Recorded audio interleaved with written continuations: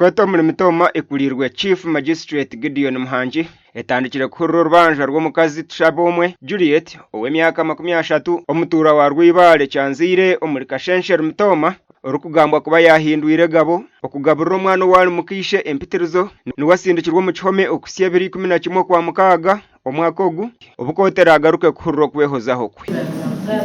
at Rwibale in Mitoma district intentionally and unlawfully forced Akamumpa Samuel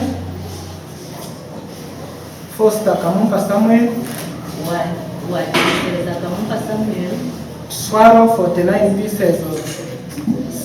sewing needles and pieces of broken particles of pen.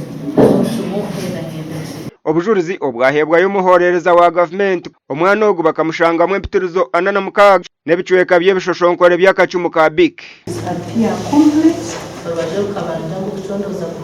Says that the victim is still hospitalized in Mbarara Regional Hospital.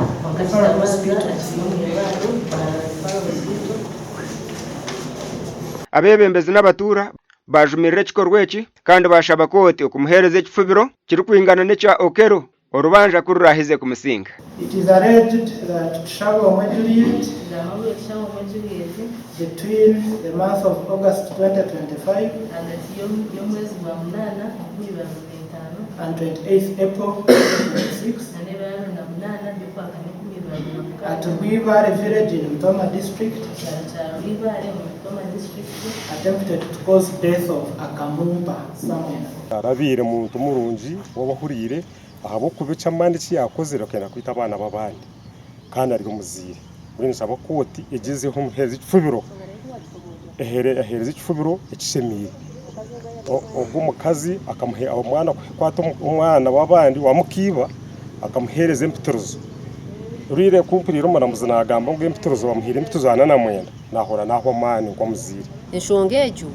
yonko muntu kunchurire nko mwebembezi kandi nko muzire yankora kubi munonga nareba kirye kintu kibi munonga ahabo mukazi ogwe no babiremba mureto mukoti nawe nkabira hicura umwana nayebuza hatuwe nko mukazi kahicura umwana kayashangire mukiba uriyo mwana na wamusigireho kata kumanya ensonga ezasigiseho mukiba umwana atogwo mukazi wena Christopher Okero bona tubine ntanusu bona nabasana uriya nubwo ari yakwasire bari yakabita live kunga hatuwogu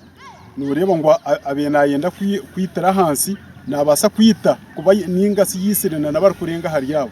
obwa hato mwana ogu ariyo mu irwariro rya Mbarara Rufaro naragurizibwa gasha kwa Ben Muhozi.